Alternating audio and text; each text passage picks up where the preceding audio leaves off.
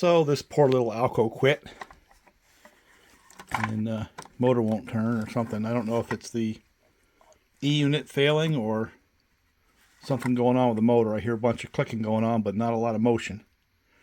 So I think what I'm going to do is just pop the shell and take a look inside. And one thing I can say about these old ALCOs is they're pretty much all the same. You know, with the magnet traction, the ones that do. I guess there's two iterations. Maybe I'll look at that. But one of them has the bearing at the bottom of the motor housing itself, and the other one does not. So let's take a look at this one and see which one it is. Maybe it needs a little lubrication. Maybe it needs brushes. We'll take a look and see. So this is what they look like inside. Seen this before, right? And most of the ones that I've gotten, I've converted to the 2-axle magnet traction with a thicker diameter axles and metal gears. I like them. And I also put the little suspension in there with the springs. I don't know how much difference it really makes, but I like it that way. And again, one of the first things you check on these is to make sure that the solder connections are still in fact at play. You know, they're still there. And since this is the power feed, I know that connection is good because I get the light, right? The light comes off of here, which means it comes from here to the light, and that works. So I know that's not the problem.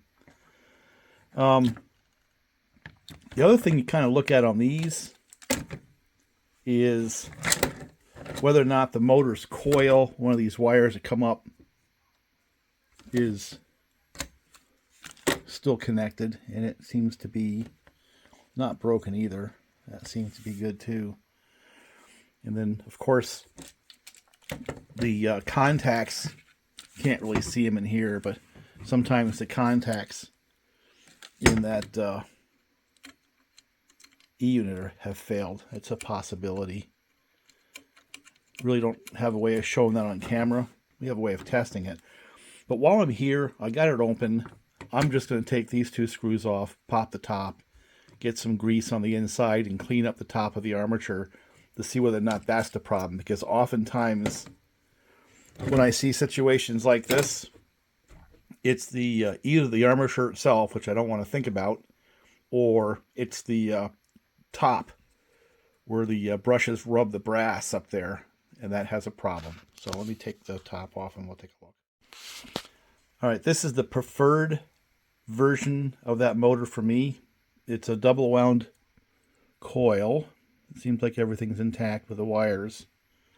And it's got that brass bushing right there to support the armature right here. I'm not really seeing anything wrong. You can't really tell though. I'm not really seeing a big issue there. But while I'm here with it apart, I am going to lubricate it quite a bit. Put some grease down in there. Put some grease up on top. The one thing I find a little bit interesting is the brushes did not come out of there. Yeah, they're sticky for some reason. I'm going to bet that the problem I'm having with this motor are those brushes. So I'm going to clean them off and see if I can get away with not replacing them. And get some grease.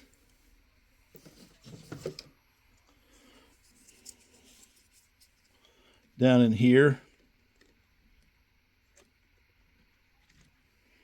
A little bit on top and a little bit on top.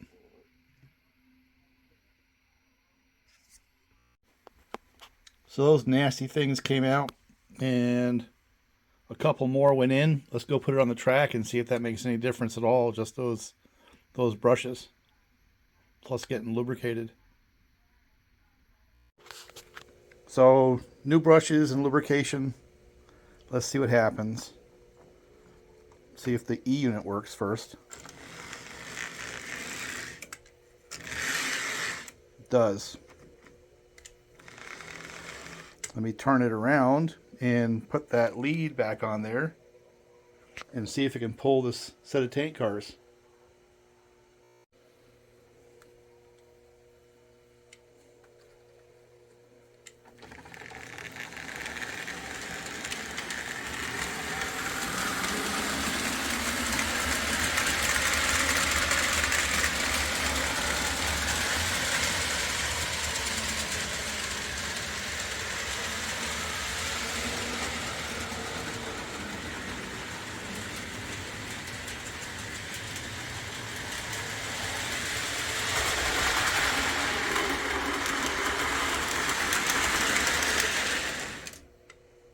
Well, I think that worked. Let me put the shell back on, and then I can run my trains again. But what the symptom was, it would buzz but wouldn't go anywhere. That motor just simply wouldn't turn, no matter what I did with the E-unit. Now, it's obviously not the E-unit that had failed. It was obviously those brushes. So, I'm pleased. Well, it's all back together, and I want to point out that this particular ALCO has what I think is the best configuration of these. Now, you can add a little weight in the back, possibly, but I'd rather just, have them run together and get the extra traction from the magnet traction than put more weight on there. It'll slip a little bit if they need to when you have dissimilar engines. But both these have that 2-axle magnet traction with the bearing at the bottom of the motor configuration, which I think is the best version of that thing. And let's see if it'll go. Should, right?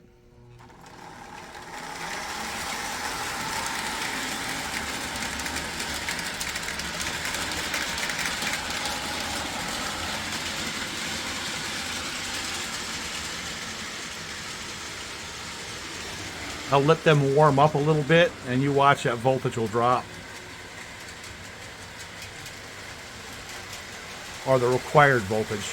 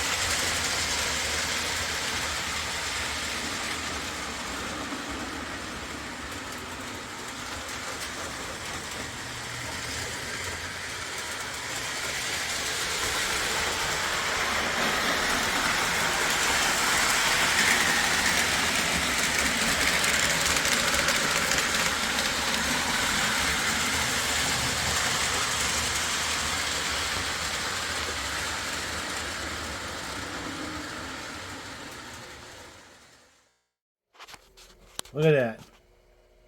How about an excursion train with that Baltimore and Ohio passenger car?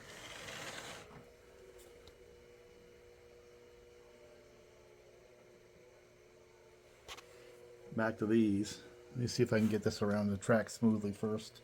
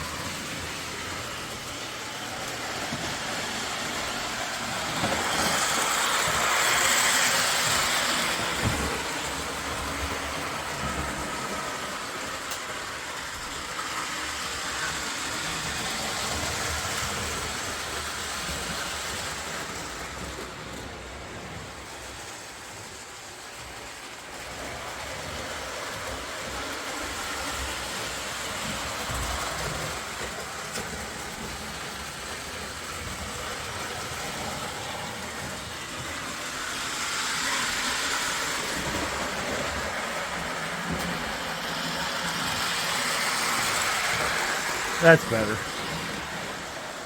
Let's get this one back up to its 12 volts.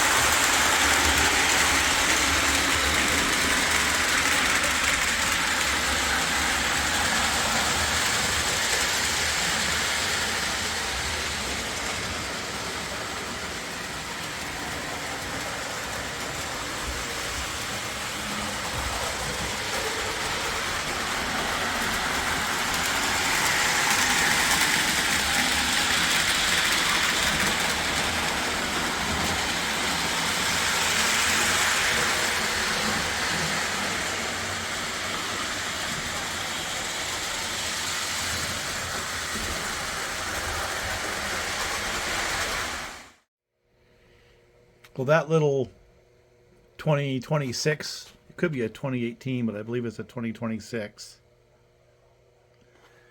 And these ALCOs right here, they kind of represent the block and tackle of the Lionel catalog from the late 50s into the mid 1960s.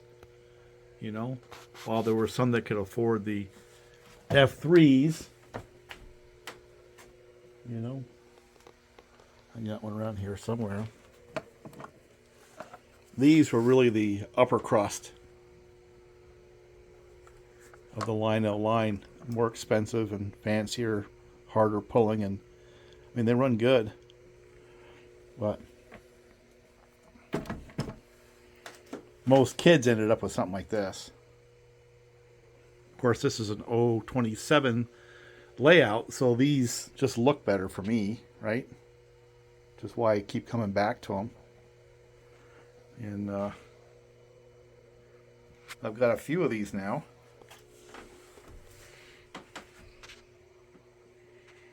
I got another one in process, another one of these in process. I like those. I like that era. That's like in the 40s into the early 50s. This one is a 224. I'm going to eventually get one that has more of a Pennsylvania look and feel to it with the boiler. You know, more like one of these. This is the turbine that kind of never really happened. I made a couple of them.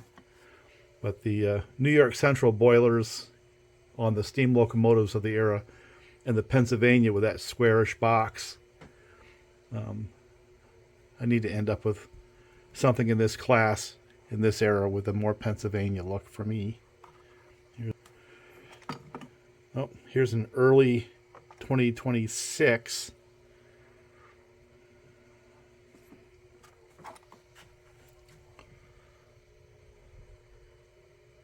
It has a completely different shell, doesn't it? Than this does. It's a little shorter. That's different. And yeah, I'll gravitate back to these over time. I wonder if this guy can run.